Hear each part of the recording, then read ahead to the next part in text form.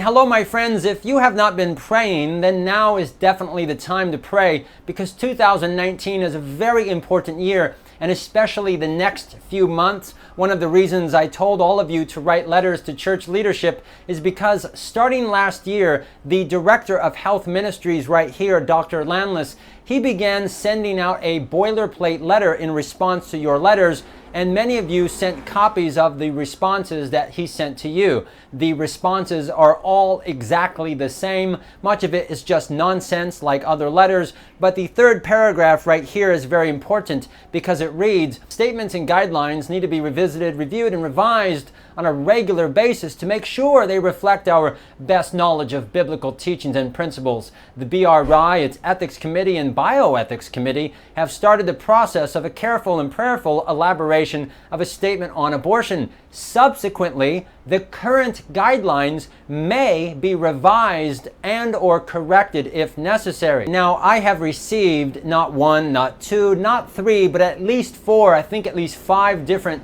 separate confirmations from different church leaders that committees have in fact begun the process of reviewing our position on abortion. I knew about this last year, but I didn't want to say anything until it was announced officially. To my knowledge, the first official announcement anywhere in print was just a few days ago right here in the North Pacific Union's Gleaner. The BRI has already been working on additional information that may aid in any further sharpening of the focus on issues surrounding abortion. So, number one, the Director of Health Ministries has been sending out letters to everyone, telling everyone the same thing. Number two, it's confirmed right here by the Gleaner. And number three, this confirms Elder Wilson's statements on 3ABN that leaders in the church are again looking at this. Unfortunately, the process is all secretive, happening behind closed doors, so lay people in the church have no idea exactly what is happening or when this will conclude.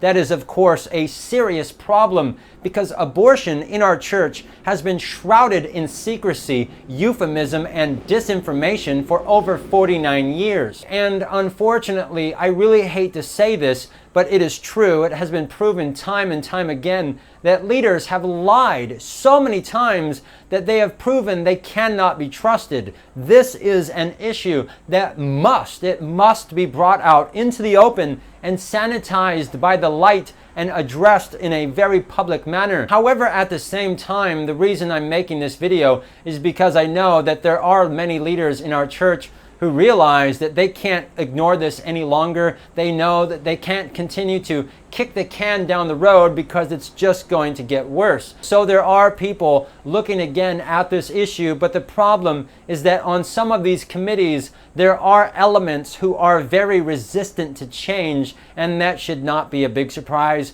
My friends, the issue of abortion is ultimately a spiritual problem. Satan has a foothold. Satan has been present here in our church for over 49 years. And if you think for a moment that he's going to just give up his place, having been here for almost half a decade, you are sadly mistaken. For we wrestle not against flesh and blood, but against principalities, against powers, against the rulers of the darkness of this world, against spiritual wickedness in high places. So my friends, right now and the next few months are very important. We must pray and plead that God will bring about whatever events are necessary to help our church leadership address this and lead our church to full repentance.